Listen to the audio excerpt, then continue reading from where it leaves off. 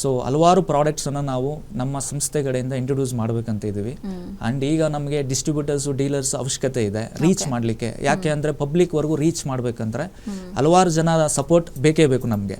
ಅವ್ರ ಸಪೋರ್ಟ್ ಇಲ್ಲ ಅಂದರೆ ಖಂಡಿತವಾಗ್ಲೂ ನಾವು ರೀಚ್ ಮಾಡ್ಲಿಕ್ಕೆ ಆಗೋದಿಲ್ಲ. ಆ್ಯಂಡ್ ಪಬ್ಲಿಕ್ಗೂ ಕೂಡ ಅಷ್ಟೇ ನಾವು ರಿಕ್ವೆಸ್ಟ್ ಮಾಡೋದೇನೆಂದರೆ, ಸೊ ನಮ್ಮ ಪ್ರಾಡಕ್ಟ್ ಬಗ್ಗೆ ಒಂಚೂರು ಕಣ್ಣಾಯಿಸಿ. ಸೊ ಯಾವ ಥರ ಈ ಪ್ರಾಡಕ್ಟ್ ಉಪಯೋಗ ಆಗುತ್ತೆ, ಏನು ನನ್ನ ಗಾಡಿಗೆ ಹತ್ತತ್ರ 10 ಲಕ್ಷ ರೂಪಾಯಿ, 5 ಲಕ್ಷ ರೂಪಾಯಿ, 2 ಲಕ್ಷ ರೂಪಾಯಿ ಗಾಡಿ ನಾನು ಇನ್ವೆಸ್ಟ್ ಮಾಡಿ ತೊಗೊಂಡಿರ್ತೇನೆ, ಹೊರಗಡೆನೇ ನಾನು ನಿಲ್ಲಿಸಿರ್ತೀನಿ ವೆಹಿಕಲ್ನ.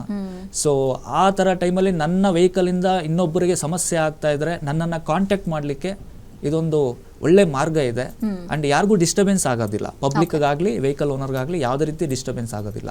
ಇದೊಂದೇ ಫ್ಯೂಚರ್ ಅಲ್ಲ ಮೇಡಮ್, ಹಲವಾರು ಫೀಚರ್ಸ್ ಇದೆ ಅಪ್ಲಿಕೇಶನಲ್ಲಿ. ಇವೆಂದು ಡಾಕ್ಯುಮೆಂಟ್ಸ್ ಕೂಡ ಸ್ಟೋರೇಜ್ ಮಾಡ್ಬೋದು. So vehicle related documents, RC card ಆಗಿರ್ಬೋದು, ಇನ್ಶೂರೆನ್ಸ್ ಕಾಪಿ ಆಗಿರ್ಬೋದು, ಪೊಲ್ಯೂಷನ್ ಟೆಸ್ಟ್ ಪೇಪರ್ ಕಾಪಿ ಆಗಿರ್ಬೋದು, ಅಂಡ್ ಡ್ರೈವಿಂಗ್ ಲೈಸೆನ್ಸ್ ಆಗಿರ್ಬೋದು, ಎಲ್ಲ ಡಾಕ್ಯುಮೆಂಟ್ಸು ನಮ್ಮ ಅಪ್ಲಿಕೇಶನಲ್ಲಿ ಸ್ಟೋರ್ ಮಾಡ್ಬೋದು, ಸೇವ್ ಮಾಡ್ಕೋಬೋದು.